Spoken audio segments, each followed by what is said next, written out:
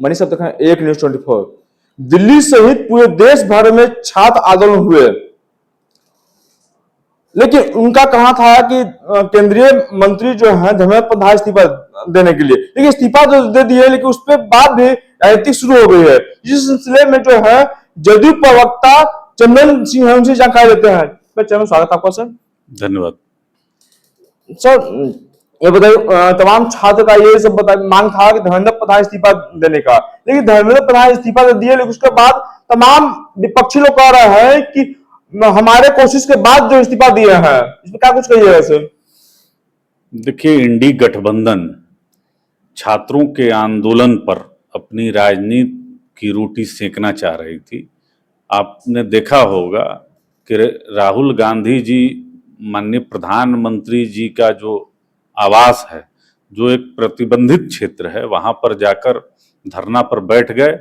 और जब केंद्रीय मंत्री आदरणीय जितेंद्र सिंह जी ने समझाने का प्रयास किया, तब भी राहुल गांधी राजनीति करने से बाज नहीं आए और 2-3 घंटा वहां पर माहौल को बिगाड़े रखा।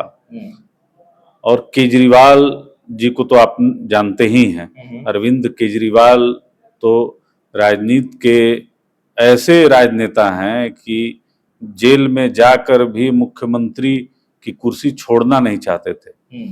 उन्हीं के पार्टी के सांसद हैं, राज्यसभा सांसद हैं संजय सिंह जी।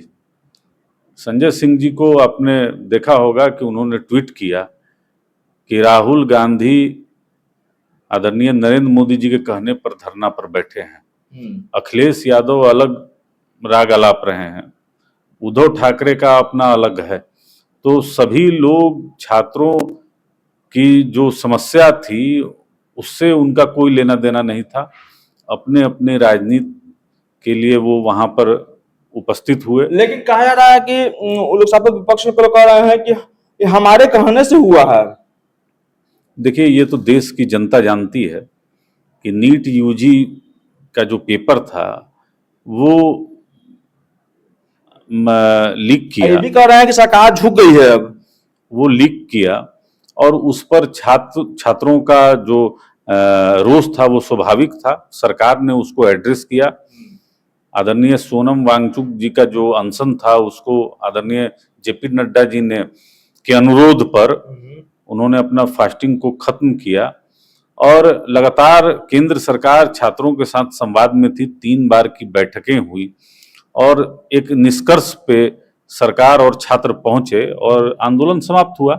अब जो राजनीति करना चाहते हैं, चूंकि देखिए राहुल गांधी लॉन्च नहीं हो पा रहे हैं, अब वो लॉन्च होने के लिए उनको एक सही प्लेटफॉर्म की जरूरत थी। तो उनको ऐसा लगा कि छात्रों के ही कंधा पे चढ़ के हम लॉन्च हो जाएं और प्रयास में थे।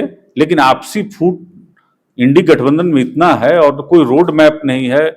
सरकार चाहती है कि सदन में चर्चा हो और चर्चा से वो भाग रहे हैं।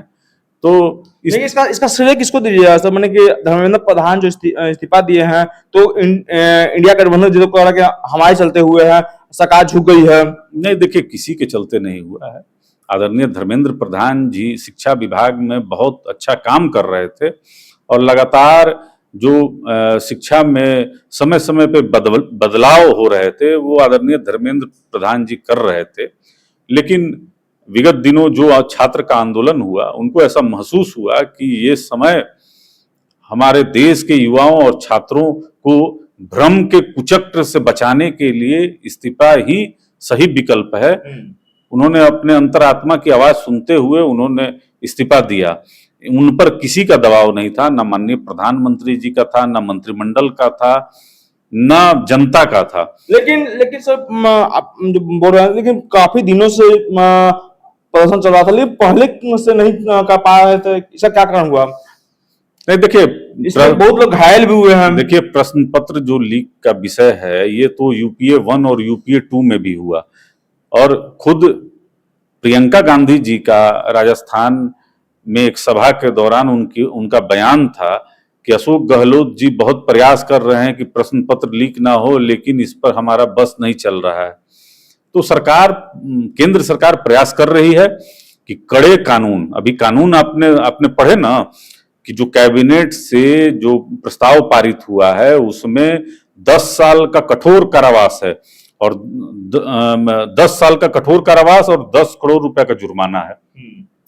फास्ट ट्रैक कोर्ट की स्थापना करने की बात है, अच्छे से अच्छे अधिवक्ता को रखने की बात है। एनटीए के 47 अधिकारियों को बर्खास्त किया गया है, उन पर जांच भी होगी और शिक्षा विभाग के सचिव को भी बदला गया है। तो सरकार तो लगातार प्रयास कर रही है कि शिक्षा विभाग को किस तरीके से आधुनिक बनाया जाए, डिजिटल बनाया जाए और जवाबदेही इसमें तय हो। सरकार का प्रयास निरंतर जारी रहता है और केंद्र सरकार ने जिस सूझबूझ के साथ छात्रों को समझाया वह काफी प्रश्न उसमें काफी आप बधाई दे सकते हैं। चूंकि देखिए लेकिन सर उसके बाद सर उसमें कितने अभ्यर्थी जो हैं जख्मी भी हो गए थे, कितना अरेस्ट पुलिस के प्रशासन द्वारा गिरफ्तार भी हुए हैं, क्या उनपे वो लोग को छोड़ा जाएगा क्या सर? देखिए जो छात्रों की 3 मांगे थी उसमें एक ये भी था कि किसी भी छात्र पर कोई मुकदमा जो दर्ज हुआ है उसको खत्म किया जाएगा। अब सरकार उस दिशा में पहल करेगी।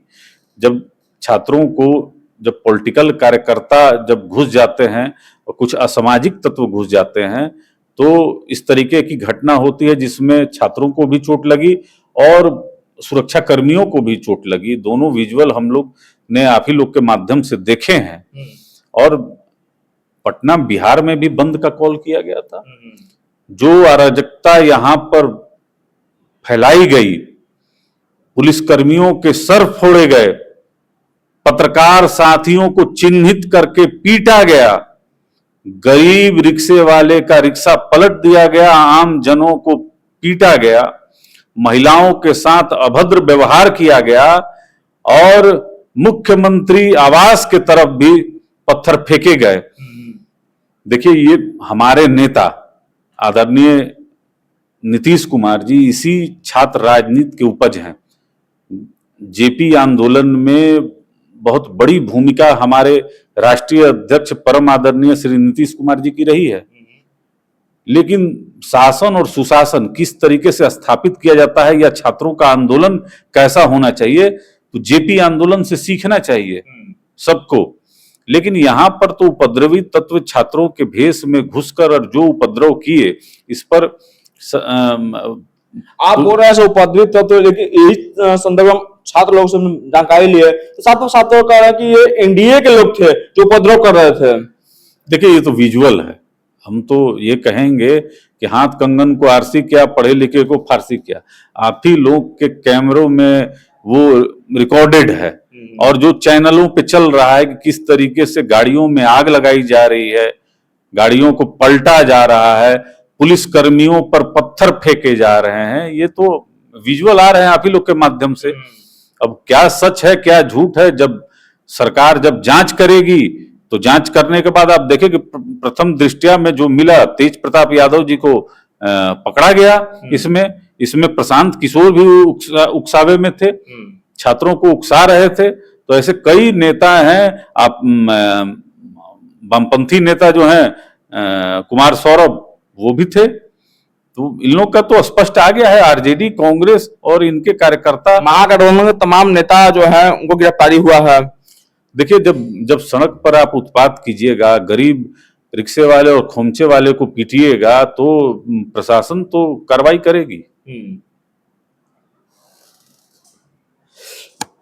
प्रशासन जो है अगर कोई गरीब लोगों को जो परेशान कीजिएगा तो प्रशासन कार्रवाई करेगी।